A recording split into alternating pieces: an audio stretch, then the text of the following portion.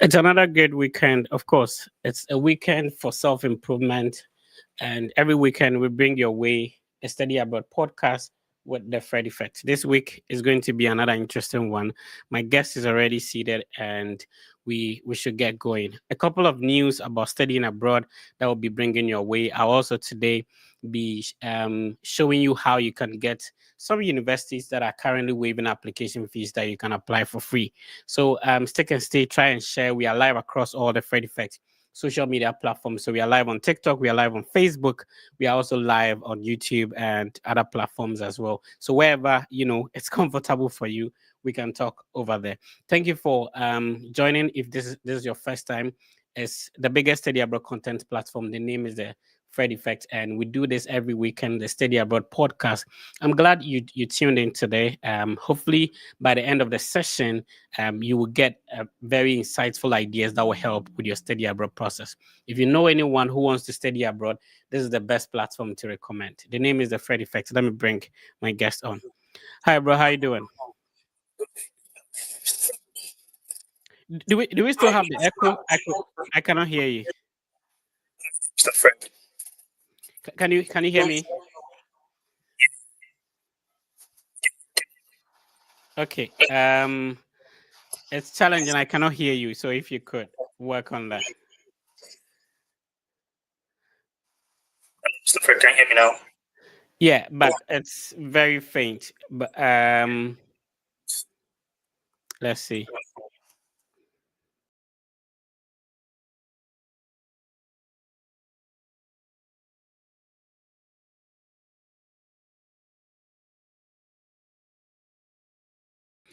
Hopefully it gets better now. Can you hear me?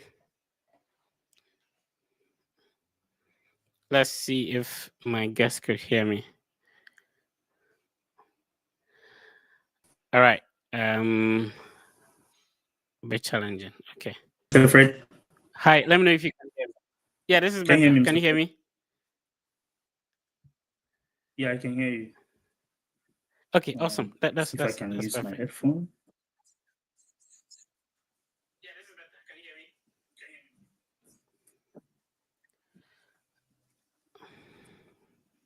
me? Does that work? It's not connecting. Connecting. Just a second. Okay. So if you can hear me, then we Sorry. can get going. That's fine. Is this better? Yeah, I can hear you. Can you hear me? Awesome. All right. So let's start with a quick introduction to people seeing you for the first time. Kindly introduce yourself.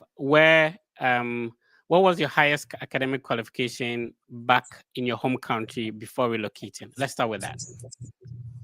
Hi, everyone. I'm Eben. I'm Ebenezer. You can simply call me Eben.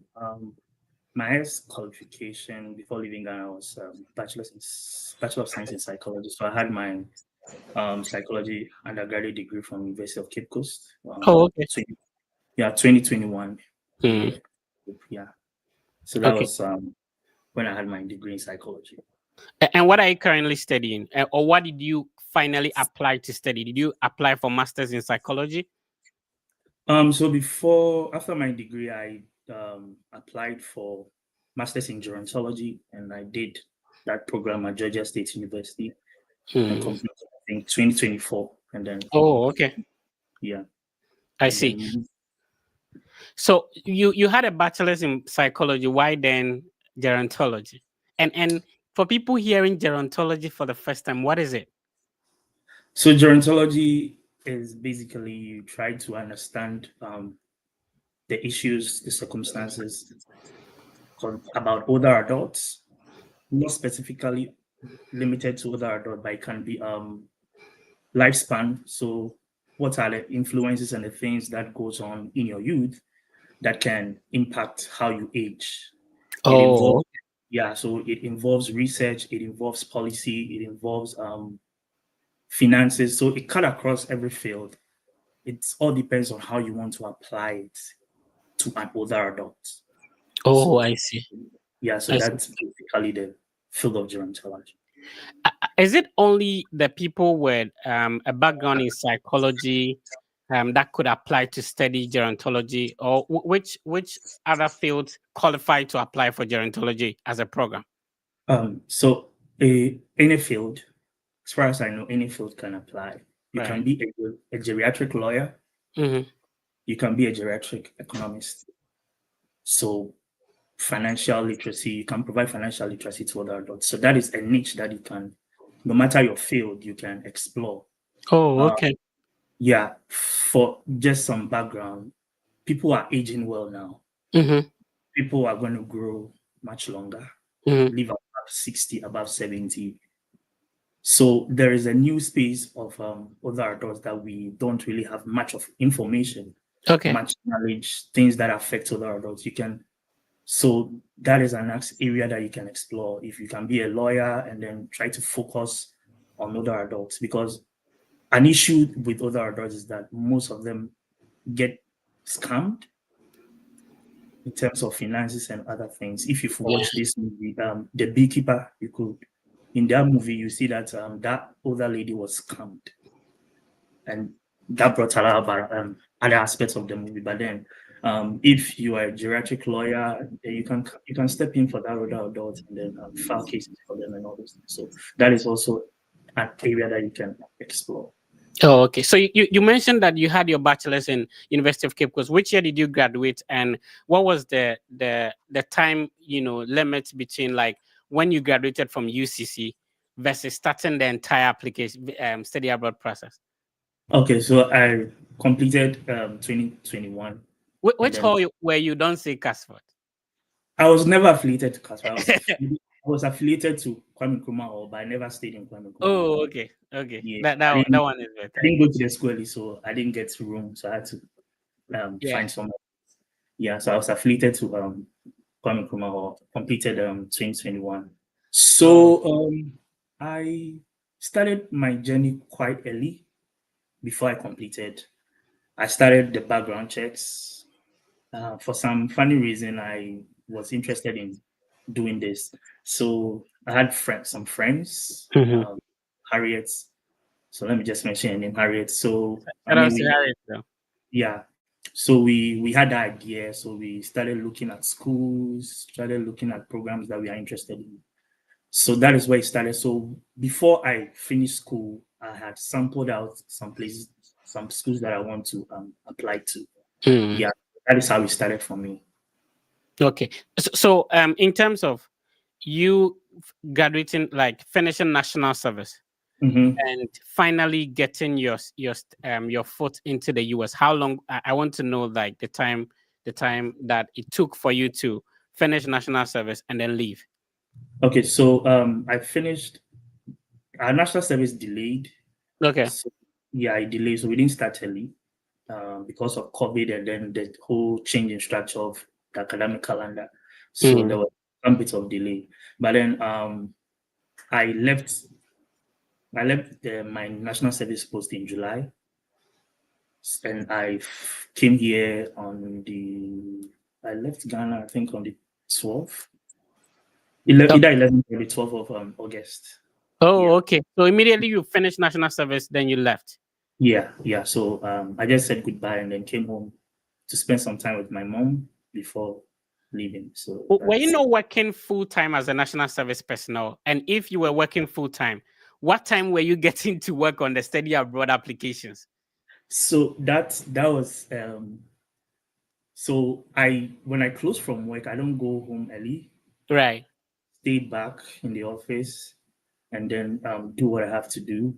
So that's what I was doing. So sometimes I leave the office at 11 p.m. I was working at Code then. Mm-hmm. So yeah, and Code was really helpful. So I was working at Code. So when we close, my boss usually leave like 4 before he's out of the office. So after 4, if there's any urgent thing I have to do for him, I make sure I do it. Then after that, I start working on my SOPs, reaching out to schools, looking at the research interest and which supervisor matches with what I'm interested in. So that is Right. basically. And then before that, I had already looked for schools already. So Mm.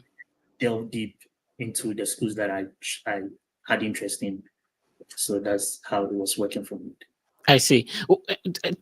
You have been through the entire process. So, what stage of the process do you think is a more challenging, and which part is easier? The easier part is looking for schools and Okay. reaching out. But for me, the difficult aspect is the visa process. Oh, really? Yeah, that's what I think is Yeah. it's the difficult. If you've not counted your cost, then it's going to be quite challenging. But I think Mm, looking for schools is easy, but the visa aspects, developing your psyche, preparing your mind, and all those things is quite challenging and difficult. And if you don't have support, then it takes a different turn. So for me, looking for schools, you have to commit to look for schools. You have to commit to reach out. So that one, you have much of a control. right. And the visa process where you don't, your country is quite limited. That Mm. is the aspect that is quite difficult for me. I see. If you're just tuning in, you're not late. I'm speaking with Eben. Eben, had a bachelor's in psychology from University of Cape Coast and moved to study gerontology at Georgia State and currently pursuing a PhD in the same program. He's making us understand that you do not necessarily have to have. Is there a bachelor's in gerontology? Is there anything like that? Not what I'm aware of Yeah. currently. Yeah. Yeah, So that means that people that enter into the master's program actually come from different backgrounds. yeah, that's true. That's true. Oh, I see. I see. All right. Moving on. In terms of finances, how many universities did you apply to as a national service personnel? How were you able to like make this money to pay for application? Because that's a challenge a lot of people have. Let's see Yeah. how practically you did yours. So I I knew I wanted to do this, and I know money is money intensive. So Mm. um, I was grateful to God that I got opportunity to do my national service at code. Okay. If you And don't know code is what college of distance it's not education. dedication, yeah. Right. So I did my national service at code. So you you do extra tax and then you are reimbursed, kind of a thing. So that was extra money that I had that I was able to invest into my application processes. Oh, I see. Yeah, so that was really helpful to me. If it was left with my national service stipend that I was getting, that would have been a bit challenging Mm. because that national service stipend, monthly national service stipend alone can just take care of application fee and that's it, and you don't have anything else. So that was helpful because I wasn't going to get money from anywhere. So that helped me. Like that helped me. I see. So yeah, I applied to 3 schools: University of Michigan at Dearborn, Mm. Canisius College, and then Georgia State University. Um, and I paid application fee for Georgia State, but there was waiver code for University of Michigan at Dearborn and then Canisius College. Oh, okay. So Yeah, let me quickly share the website. So one of the things we want to normally do is that we share the universities that people talk about so that our people will know that, oh, okay, these are some of the universities I can actually target. yeah. All right. Let's see.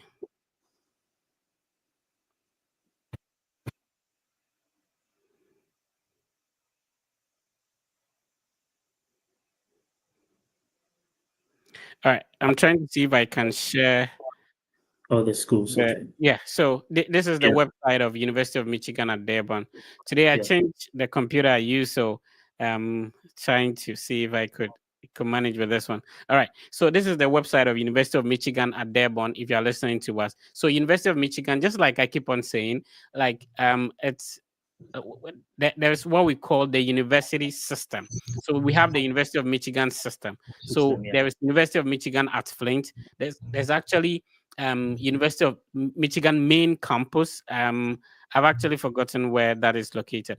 And then Dearborn is another campus. So this all come together, and I'm sure there are other campuses. It comes to form the University of Michigan school system. So you have the University of Michigan. I need to search for that campus because I really have a lot of friends there.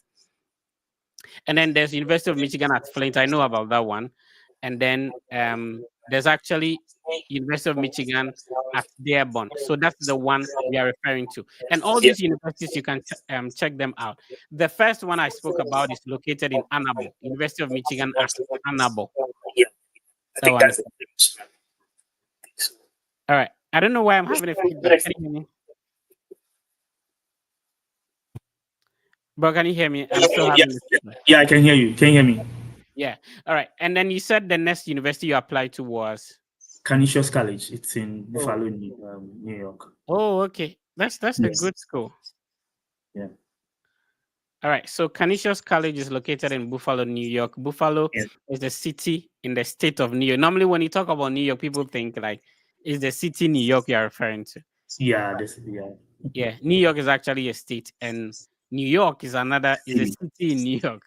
Yeah. That's quite confusing. Anyway, so this is the website of Canisius College. If this is the first time you're hearing about it, you can also check their universities out. And finally, you landed at Atlanta, which is Yeah. Atlanta, Georgia State University.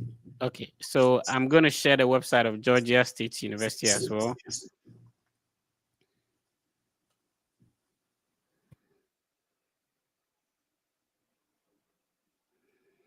Okay, this is a one-man production, so kindly be patient. All right. So this is the website of Georgia State University, which is located Yes. in Atlanta. So talk to us about your scholarship.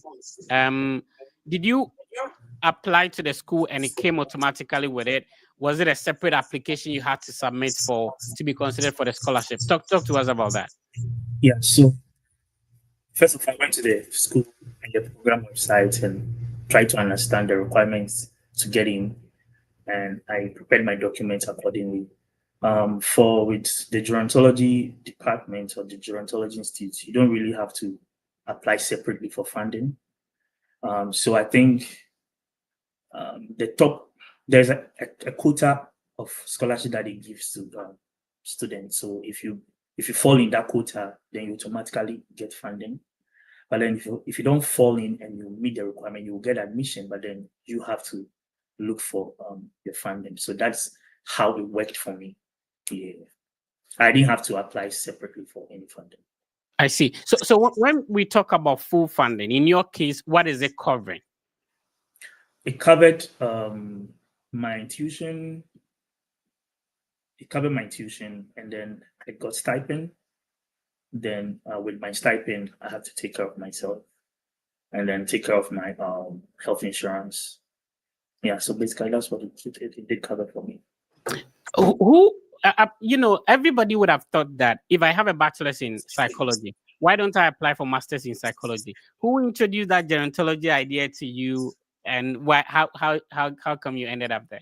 So first, it was experiential because my grandma later developed dementia. Oh, okay. So that was what the interest. That's where the interest started. Hmm. And then I did a course called Psychology of Aging, I think in my third year, and I got to understand more. And I got exposed to gerontology, and I was like, you know what, this field is going to be important in some few years to come.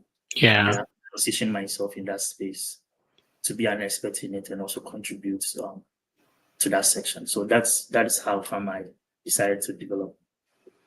Yeah. I'm That's gonna how go. come I developed interest, yeah. I'm gonna go up because I have to change my laptop. Yeah, but I want you to walk us through, the how you went about your application, starting from contacting the professors, and then applying, going through the visa process and all that. I think I will join you by then. Okay. So I should wait for you, right? No, you can go ahead. Okay, go ahead. Okay, okay, cool.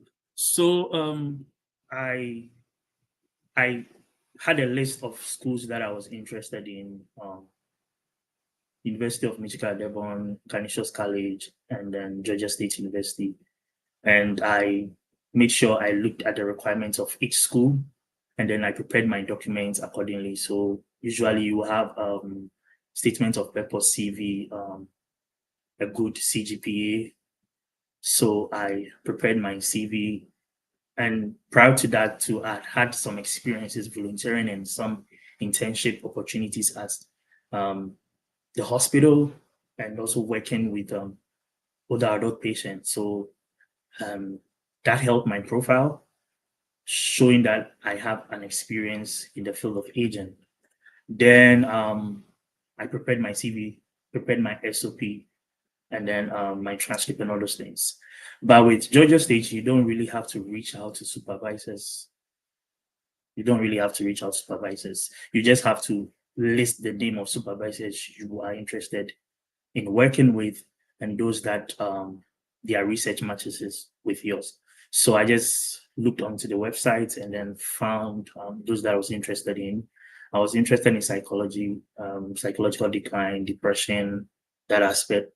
So that is what I looked for in the professors, and then I keyed in their name, and I submitted it, and then paid my how do you call it, application fee. But prior to that, there was a little bit of delay with one of my recommenders. She was delaying in submitting it. So I think prior to that, actually, I had reached out to the program director and had some conversations with her. So I had a conversation with her. I think she was impressed with my conversation. So she reached out like, oh, I need to submit my application. I was like, okay, I need to reach out to one of my last recommenders so that I did, but it was not forthcoming. So I had to change the recommender and then use a new one. And then he finally put it in for me. And then I emailed her that everything is okay now. So I submitted, and then I was getting feedbacks of. So I first got a feedback from University of Michigan at Dearborn, a rejection, and that was sad because it was a rejection. And then I got feedback from Canisius College. They accepted me, but then I had to apply for funding in a different process, which I was not ready to do, and I was not happy about that. Actually, I wanted to go to Georgia State, so my focus and heart was all directed to Georgia State.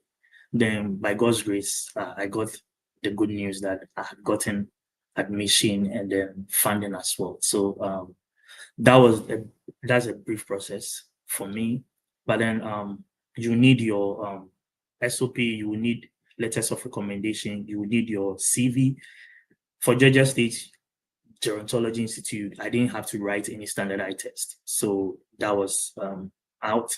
I didn't also have to do any transcript evaluation for Georgia State University. So that was out. But there are other schools that you would have to do transcript evaluation, especially if your CGPA is low. Then if you want to be on a good, if you want to have a good standard, you would have to do some standardized tests so that you can boost your CGPA high.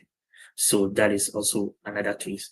Yeah, so my letters of recommendation, my CV, good CGPA, and all those things counted for my application.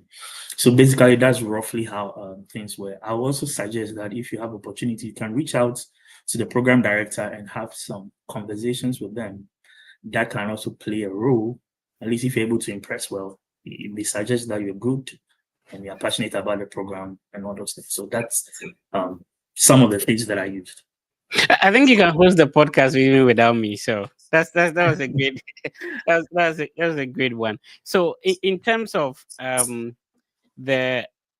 the admissions, why did you select the Georgia State one over all the other admissions? So there was the diversity rate in Georgia State is really good. Mm. There are a lot of Ghanaians in Atlanta, Georgia, and you want to be close to home, at Yeah. least socially and psychologically. So if there are a lot of the next Ghanaians around, that helps. So that was a big factor. And then also the program was also a big factor. And then at least I knew a Ghanaian, that is Henrietta, who has been through the program and successfully completed. So that was a plus for me. Yeah. Yeah. And then also like there were researchers in the institute that really are top notch in their field, and they are known statewide, countrywide as well. And I wanted to develop and have that experience with them. So that was also part of my decisions to have chosen Georgia State University. I see. If this is your first time watching our podcast, the reason for the podcast is simple. If you want to study abroad, people have already done it. People have already secured the scholarship, gained admission into the universities you are targeting. The reason why I invite them to talk about it is that it makes it easier if you are also interested in either studying in the same university or generally going through the entire process. We stream normally on YouTube, Facebook, X, Instagram, and then TikTok. So if you are just tuning in, make sure that you like, you subscribe, and then you be part of the family. Every weekend when it is on Saturday, 5 o'clock GMT, that is when we start the podcast. Remember that our guest, started as you starting right now, and he was able to make it through. So his story is inspiration and is going to help you who have probably not even heard about the background of gerontology and who even qualifies to apply to such a program. All right, moving on. In terms of right now, people complain about not being able to get a closer visa interview day. Talk to us about your time. Was it the same thing as or yours was smoother? Talk to me about that. Oh, your microphone is muted, unfortunately. Go ahead. So the process was something else. Oh man, Yeah, the sound sometimes fluctuates. Go ahead. Let's see if we can hear you. can you hear me? No. All right. Can you tell us in the comment section if the sound is better for you, bro? Let's try again. Yeah, can you hear me, Mr. Fred? This is better. Okay. So to be able to get dates, you need to get your MRV fee paid and secure those things. So date was really crazy around that period. I think you told me like, oh, it usually starts crazy and then you get date. You mentioned something like that. So I thought of going to Ivory Coast to get date because people were doing that. And I was like, you know what?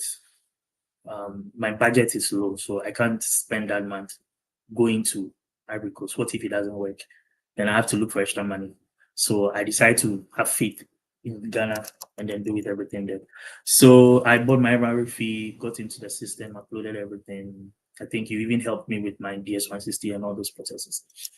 And then I think I have to start looking for dates. There were no dates. So one of the strategies is that you join groups, pages where you can get updates that there are dates or not. So I think one fateful day there were dates, and then my phone gave up on me, so I couldn't do anything for that period. I don't know why my phone gave up on me, but I couldn't get.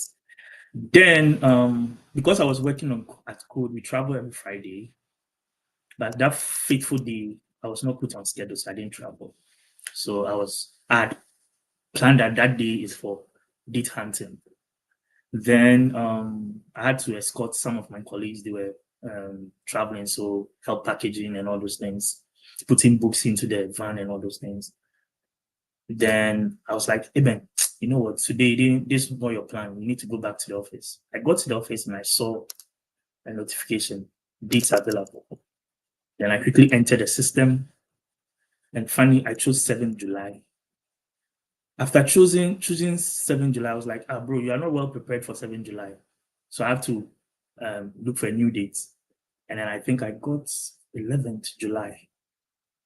It's either 11th or 14th. I forgot the specific date. So I had to cancel the first one, and then I got 11th July.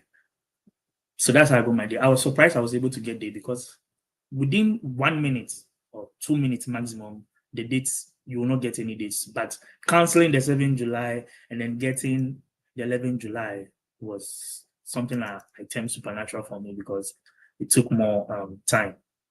Yeah, so that's how I got it. My date, it was quite smooth for me. Yeah. Mr. Fred, you are muted. Okay, so for people who are currently going to through the process and are frustrated about, and now things have changed. Your Yeah. time, it used to be the US Travel Docs portal. Now it's Avid's portal. Yeah. This time around, you can't go to another country. You have to go to Yeah. my home country, stuff like that. So for people going through similar stress that you went through, what encouraging words do you have for them? Should they give up? Are they going to get dates? What do you think? I think you don't have to give up. First, I'm sure you counted the cost before beginning the journey. So you count the cost. There are things that you have control over, Mm-hmm. and there are things you don't have control over. There are things that you can use your resources to shape and control those things, and that Right. you've done. And that you've done. I know there's timeline and there's time bound and all those things, but you need an amount of faith in this process. Um, and then when there are dates, you just go and there are no dates to, I mean, it's a dicey question to answer Mm-hmm. because Mm-hmm. there's pressure. Somebody wants to move now and all those things, but sometimes those ones are not in your control. Yeah, very The true. one, those that are in your control, make sure you execute it to the perfect. You execute the ones that are in your control to the perfect, and then the ones that are not in your control, you apply faith, believe, pray. If you're a prayerful person, you pray, you believe, and have faith, and all those things, and then be put in the necessary steps Mm-hmm. that can help you to get dates. So for me and my colleagues, we joined group pages where people give us notices of dates and all those things. So that is basically how um, at so this process is sometimes when you start at a level, is a lonely journey Right. and you have to do things individually. But I think that at the stage of visa and then um, cross-checking your documents, you have to Mm. involve people that you can trust, and that can also be a plus, or that can also help. People who don't want to share anything with anybody, who don't Right. want to look for corrections and other things.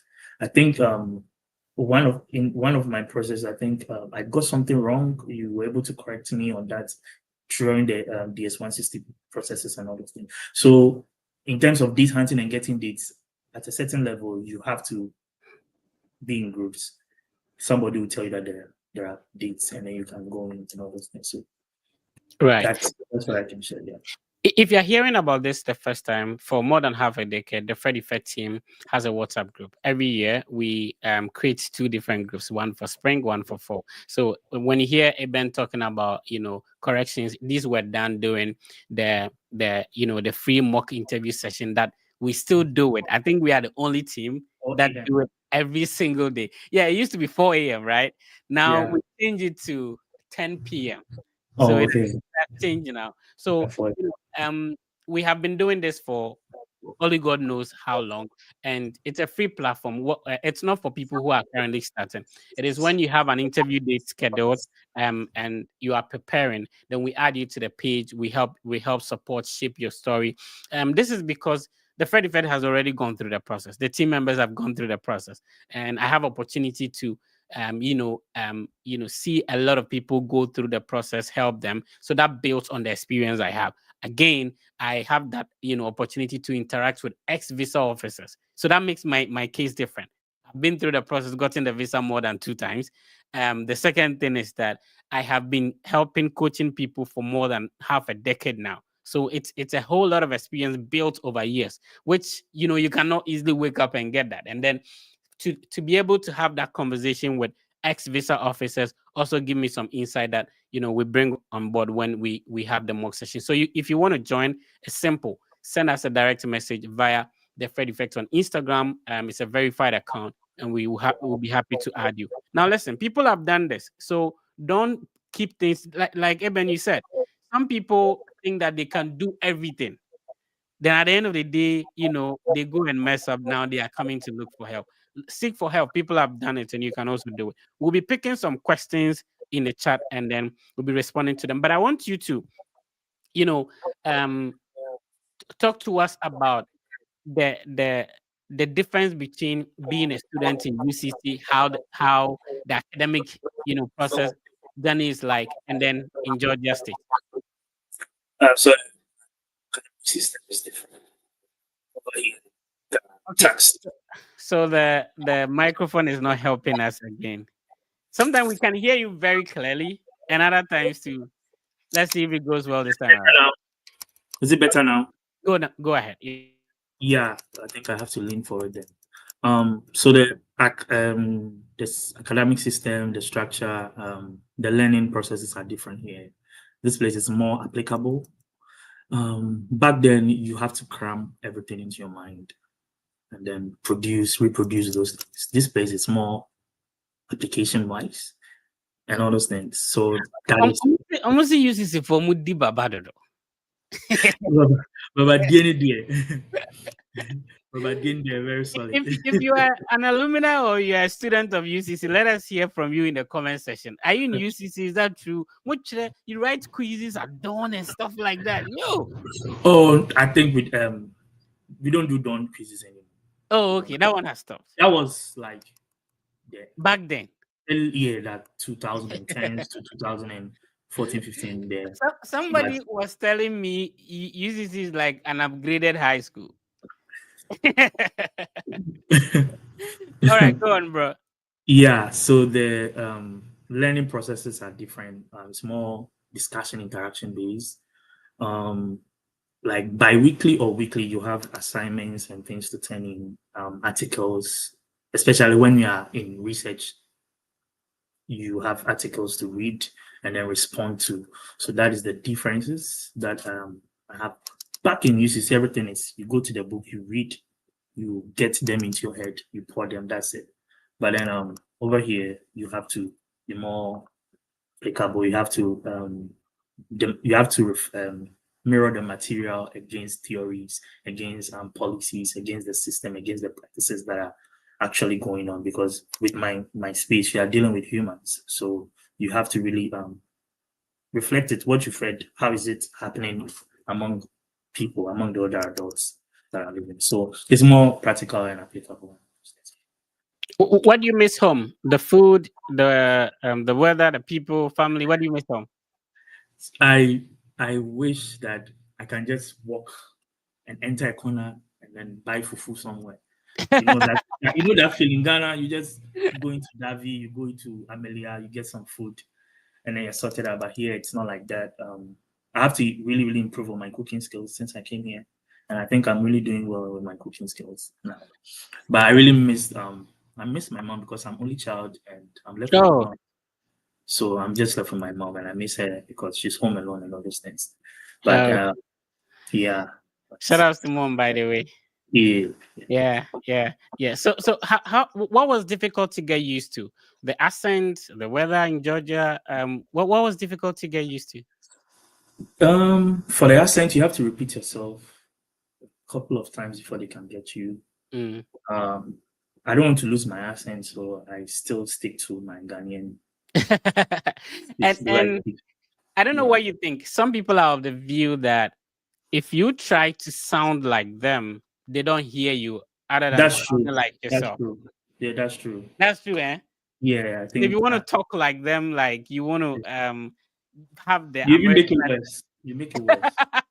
Yeah, you make it worse. If you do that, you're making it worse. Like you make it worse. Like no. Yeah. Okay. Yeah, you see people who are really putting too much effort to have an accent. There's a locally acquired foreign accent.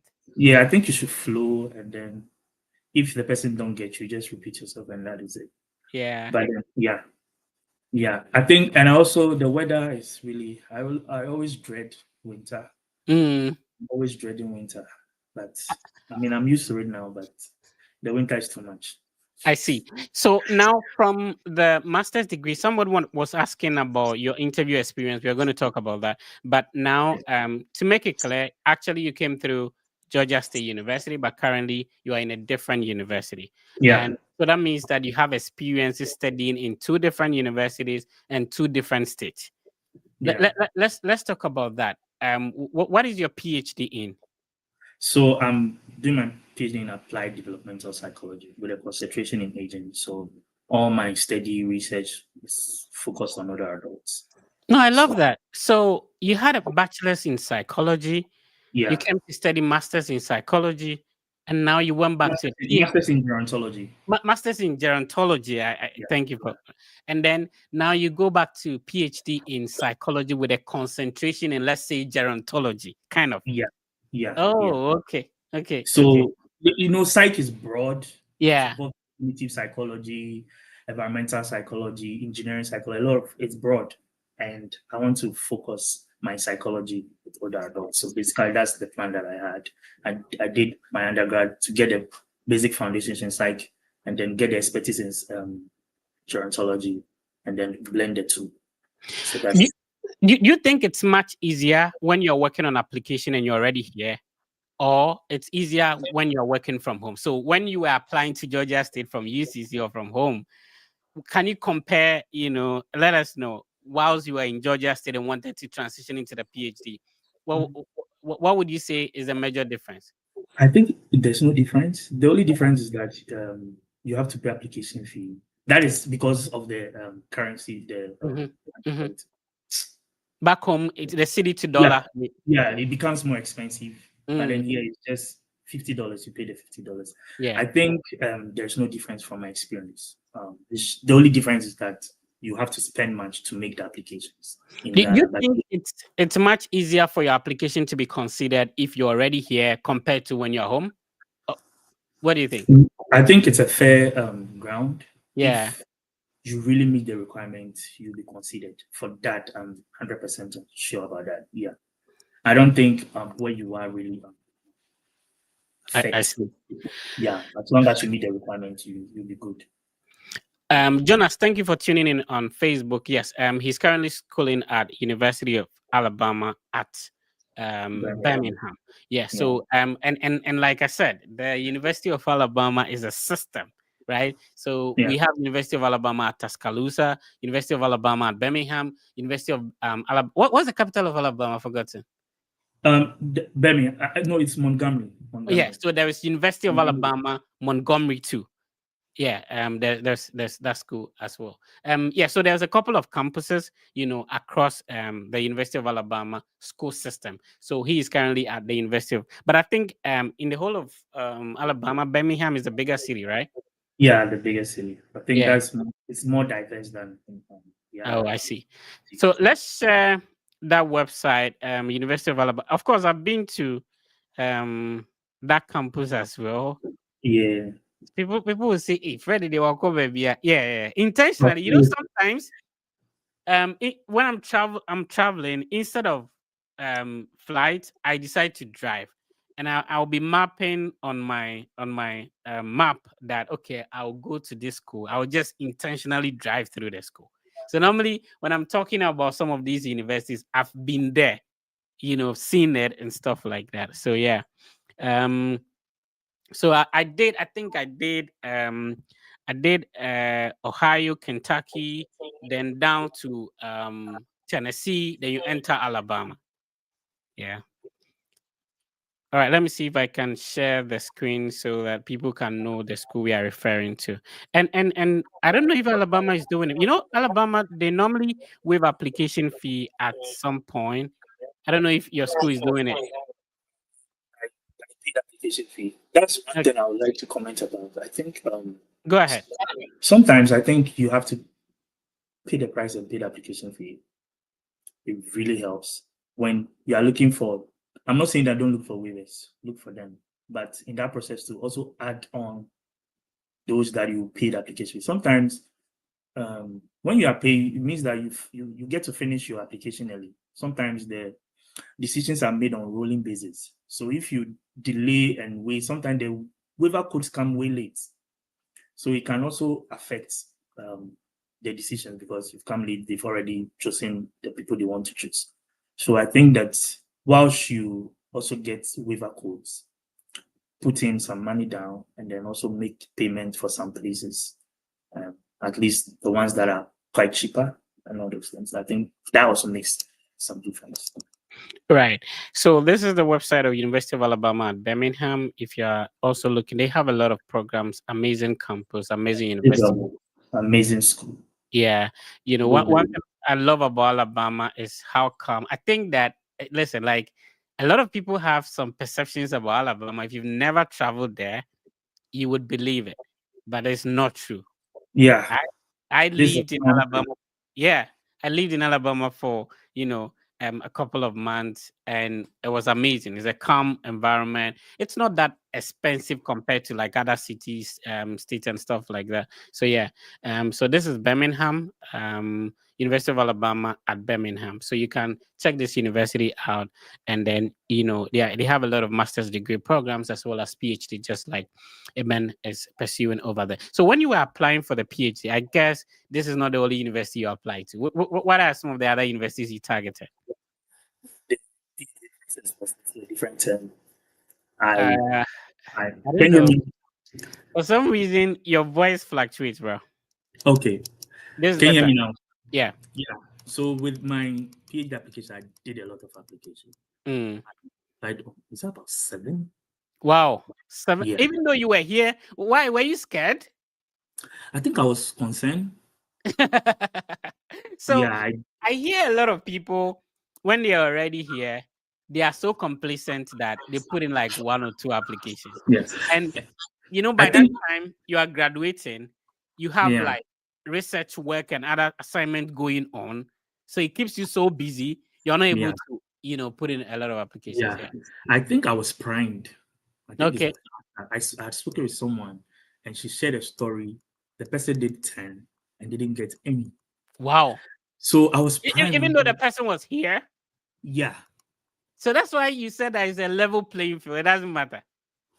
Yeah. It's you I have. think is the issue of complacency that Mhm. I am already here. So I have an upper hand over somebody probably up. It doesn't work Yeah. like It that. doesn't work that way. Yeah. Yeah. So so when I heard, I was like, you know what? Let me just. It doesn't. I mean, this is what I want to do. Mm, It's my future. It's my destiny. It's my profession and career and my family and all those things. So yeah. I'm going big. Make applications.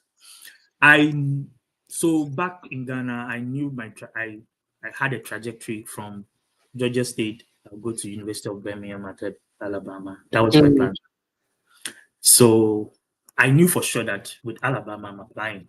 Oh, okay. Okay. Yeah, because that's where I wanted to do my PhD. But then I have to look for plan A, plan B, plan C. What if? What if? Mm. So the what if was very concerning, and I know I wanted to from the Gero, I want to go to psych and have a concentration in psychology. So I did applications for purely psych programs where I can do the gerontology in terms of concentration. And Mm. also I applied purely for PhD in gerontology programs. So that's the two line that I went. So yeah, I You applied. oh, go Okay. ahead. Go ahead. Yeah, go ahead. I'm listening. Yeah, so that was the track, the two tracks I was looking at, purely Yeah. Giro and then psych. And I think I applied to seven UAB. I did I want University to of. take my time and show them. You see, people are watching as they want to. Sometimes, if you are in Bolibamboy, my town, and then you mention some universities, people may not even might probably Yeah, forget. So we yeah. took our time and show them the screen so that Okay, they will be able to follow and then write them down as well. So I okay. already showed the UAB website. already, yeah. Yeah, University of Alabama at Yeah. Birmingham. So if you Google University of Alabama and you see red and white, I've already explained that we have the University of Alabama school system. There is Tuscaloosa, there's Montgomery, there's um, Birmingham, there are other cities. So if you just Google University of Alabama, you might get a lot of other campuses as well. All right, so let's go to the next one. Yeah, UNPC, University of Maryland at Baltimore County. Yeah, University of Maryland at Baltimore. yeah, Baltimore County. Like I said, this is a one-man production, so I like how you mentioned the name because the one that people know is University of Maryland at College Park. Yeah, Yeah. So this is the University of Maryland at Baltimore. But of course, all of them are in the state of Maryland. So yeah. All right. Which what was the next university? um, Cleveland State University, which I got into. I got Uh, into Cleveland State. Cleveland State. Yeah, Cleveland State University in I Ohio. love Cleveland State. So Cleveland State, and I like the way Ohio. If you are into higher education, you understand this. Ohio has a history. Most of the universities have a history of setting them up, right? So Cleveland State, Ohio has like three bigger cities which most states do not have. So Yeah. on the southern part you see Cincinnati, and then on the middle of Ohio you see Columbus, where Ohio State University is. Cincinnati State, and then you go up there, you go to Cleveland, a bigger city, where you see Cleveland State. There is the University of Akron. There is Case Western Reserve University, and there is Kent State University in between somewhere. So, Cleveland State is positioned in the northern part of Ohio. So yeah, let's move on to the next one. So I wanted to be very ambitious to apply to Yale. Okay. That's actually my dream school, Yale. So Did you say you wanted to be ambitious? yeah, I wanted to be very You ambitious. you have to be ambitious to apply to Yale. It's an Ivy League school, and Okay. there's this like, oh, it's difficult to get in and all those type of Oh, things. I So see. yeah, So so this is the popular Yale people know about. So this is the website as well. yeah, And a bit of a contest. Um, let's see. Okay. Okay. So Yale is located in New Haven in yeah, New Connecticut. Haven. Yes. New Haven in Connecticut. All right. Let's move on. Which other university? And University of Massachusetts at Boston. Oh, okay. Yeah, All right. So Boston is actually the capital of Massachusetts. Some people call it Master Jesus. So it's called Massachusetts. That's where. So again, we have the University of Massachusetts school system. So you get to know University of Massachusetts at Boston, University of Massachusetts at there are other campuses as well. I think shout out to my brother Festus. He's in one of the campuses. So this is UMass Boston. All right, let's move on. then Colorado State University. Can you repeat that? Colorado State University. Colorado State Colorado. University. Okay. Yeah. So I think far, that yeah. is the most beautiful state I've been to. Wow. Colorado is very beautiful. So, it sort of blends Midwest and then the west side of the US. So on the west side, you see those desert kind of, so Yeah. Arizona, New Mexico, you move into Nevada, then you move into Colorado. So Utah, Colorado, a bit desert, and then they also blend into the Midwest. So you see like a lot of forest. Colorado is very beautiful. Yeah. Anyway, let's move on. So Colorado State University is actually located obviously in the state of Colorado, but in the city called Fort Collins. That's the name of the city. But let's move on. I think I forgot the last school.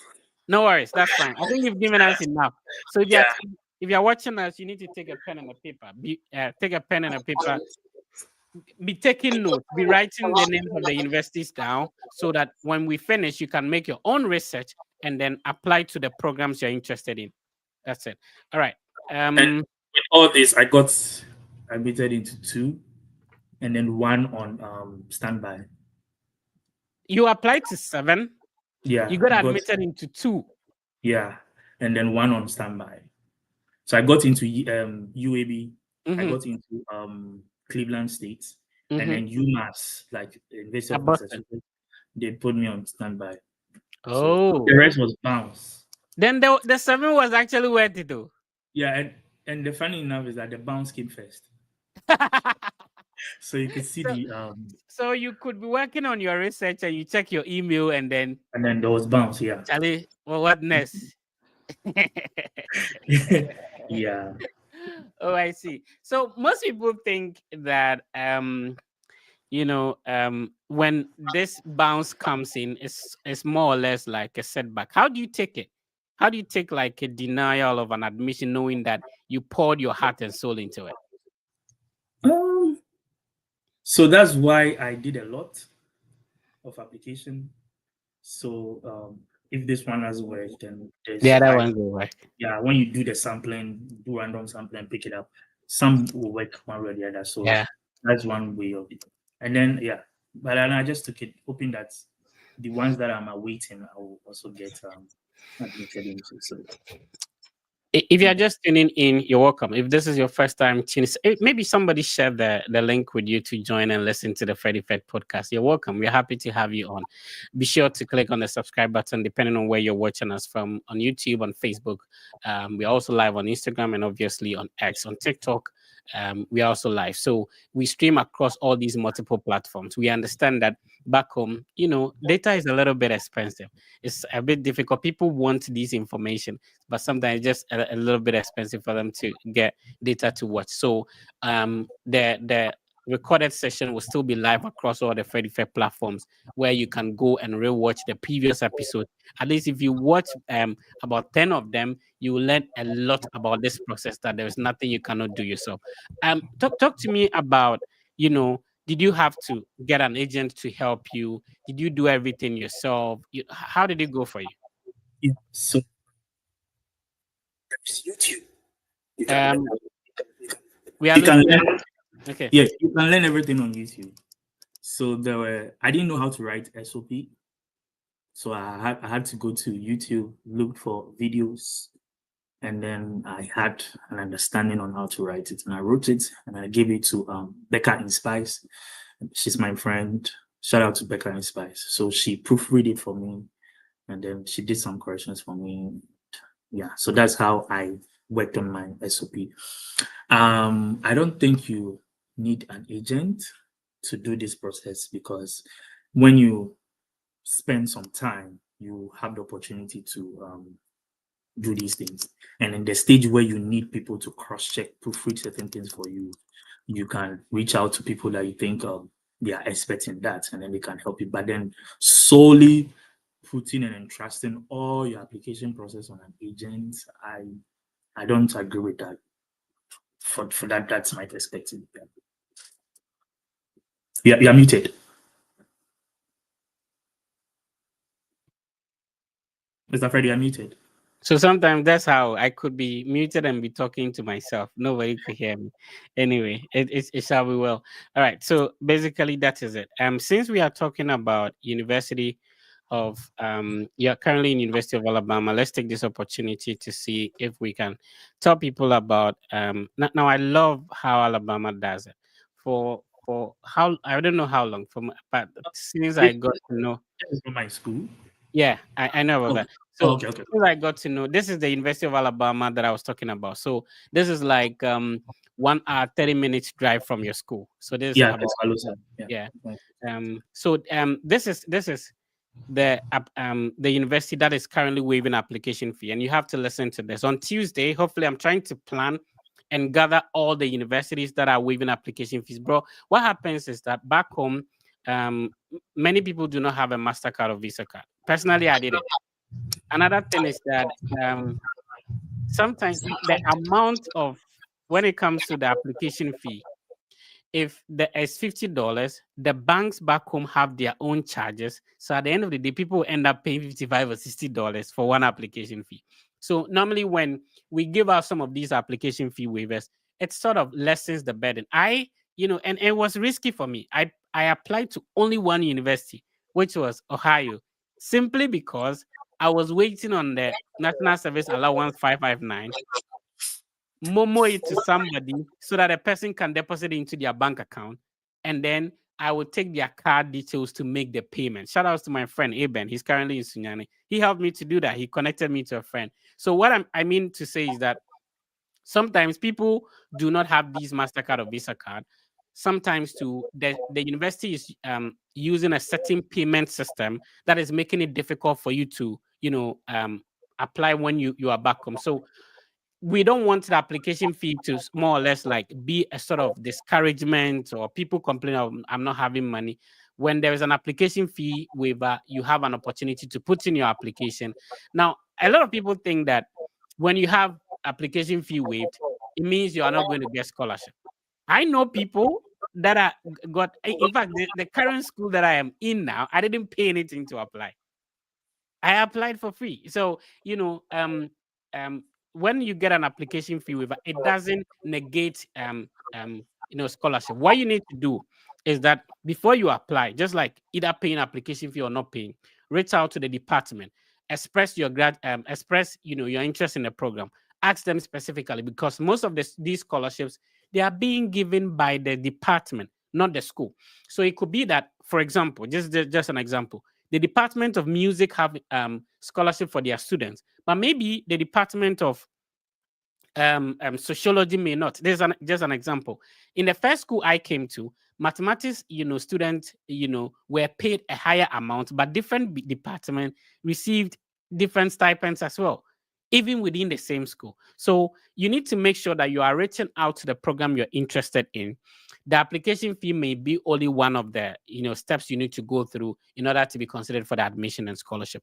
So let's quickly tell people how to apply to get this waiver. What is happening is that, and they do this every year, they are going to waive the application fee between October 6th and October 10th. So you have like a whole week to get this application fee waived.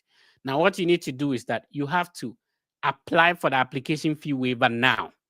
And so what I would advise people to do is that I'll share this link in the video description. I have already posted it across the Fred Effect social media platforms.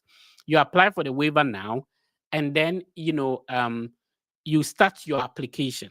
So between October 6th and 10, they are going to send you an email if you qualify with a waiver code. Very important. So the same email that you're going to use to request for the waiver, make sure that you're using that same email to create your account or the portal when you're applying. And then, during October 6th and 10, if you qualified for the waiver, they are going to send you the waiver. So you have to scroll all the way down here, and then it's a fee app week request form. So you fill in your name if it's the Fred Effect, and then you type your date of birth, your program of interest. They have a lot of programs. It's endless. I have personally visited this campus. It's not as if hearsay. I have been to this university campus. It's a huge university. If you've never been there before, it's a beautiful campus. And then, so what you're going to do is that you type in these details that you're asking for. So you select that you're an international student. If you are from Nigeria, you select Nigeria. If you're from Ghana, you indicate your CGPA, and then either is 5.0, 4.0. Even if you are using CWA, they give you a Scholaro calculator, GPA calculator that you can use to calculate your CGPA. When you fill out the form, just submit it, start your application. If you qualify between October 6th and 10, they are going to send you the fee waiver code so that you can apply for free. On Tuesday, I'm planning like all the universities. I'm trying to put them together that are waiving application fees, and I'll come and explain to you. Some of them you have to attend a webinar. So you register, attend a webinar, and then you get a waiver code. Some of them, there is a code. I'll share it with you. Some of them you have to go through a process, request for it, and then I'll let you know all that. So on Tuesday, let's meet up and let's do this. All right. Eben, so what will be your final words? We are bringing it to a close. What will be your final words to anyone who tuned in, and anybody who probably, I think we should talk about that. Let's talk about your visa interview process, the interaction with a visa officer. How did it go? So got a lot of practice. I was waking up 4 a.m. to join your mock interview and all those things. And that was really, really helpful. It builds confidence, gives you to prepare and all those things. So that was really, really helpful.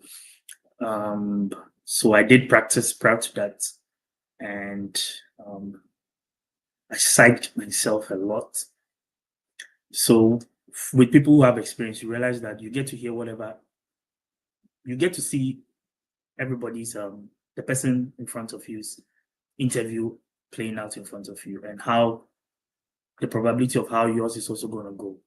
So I was psyching myself. I didn't focus on anybody over there. I was actually looking outside onto 3 people ahead of me, and I started focusing on the visa officers. So I got to the visa officer. She asked me. So when I got there, I just introduced myself nicely to her and tried to be very cordial to ease the tension. And then she asked me like where I was going, and I was like, "Oh, I'm going to Georgia State to do my master's in gerontology." and all those things. She's like, oh, okay. She asked me what program, and I said, oh, gerontology. And she asked me, why gerontology? And then I gave her my explanation. And then she asked me how I'm paying for the funding. And I told her, oh, I have full scholarship. And she cross-checked again. She was like, okay. Then she asked the number of schools I applied to. Then I mentioned the 3 schools that I did. And then finally she asked me, what will I do after the program? And then I gave her my answers. So basically 5 questions. And then she answered me. And then she gave me the good news. And I was so happy. You're muted. Yeah. Wow. Anyway, at the moment, everybody who is being approved is placed on what we call administrative processing. Unlike earlier, where you got approved and then that's it. You have to. How many years of visa did you get though?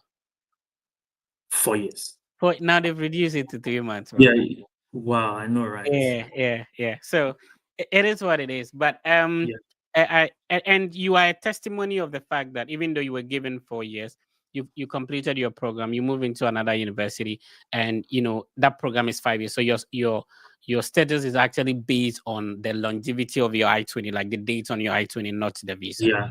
Yeah. Yeah. So have you been home since you came? No. Oh, you've not gone to visit mom. So if I've this not. old Kofi and why a bug out. Minyan Kofi.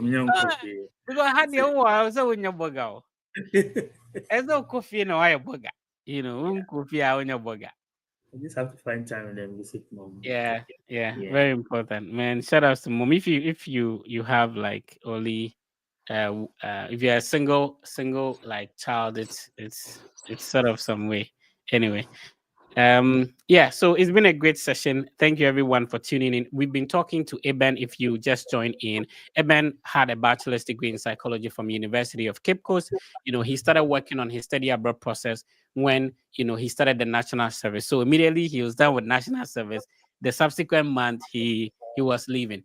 Now he was able to apply with a bachelor's in psychology to pursue a master's in gerontology, and now a PhD in psychology with a concentration in aging studies. So that's an amazing story. A lot of people would want to probably learn from your experience and all that. So we appreciate everybody for tuning in, and next week will be coming your way. Final words, bro. Just want to say that like the process is great if you have the dream and the intentions of studying abroad and to further get the qualification and all those things.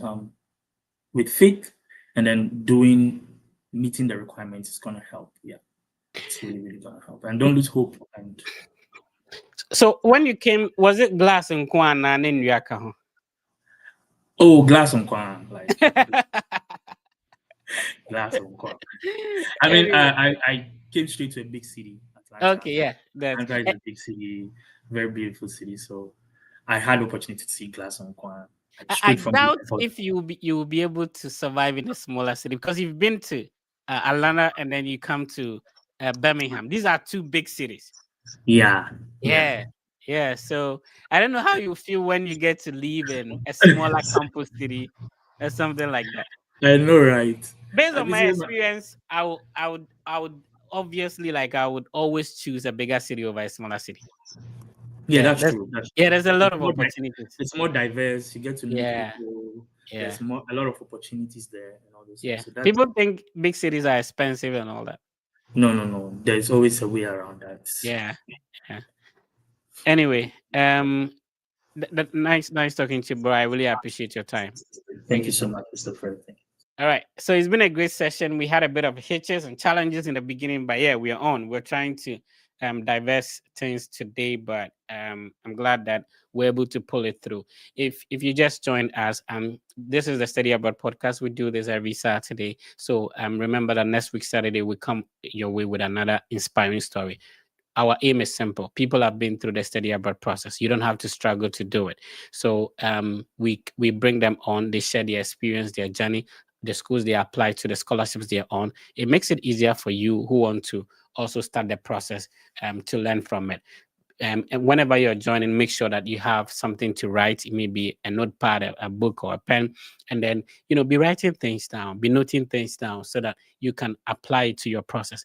We also lend a helping hand. It's easy to talk to the Fred Effect team. Send us a direct message on Instagram. We know that some individuals have created, some fake accounts to impersonate the Fred Effect team. We are aware of that. Please be careful. We've been doing this for more than half a decade. We have the track record. We are 180,000 on YouTube. This is huge. We have about 22,000 full family members on Instagram. It's almost 50,000 on X.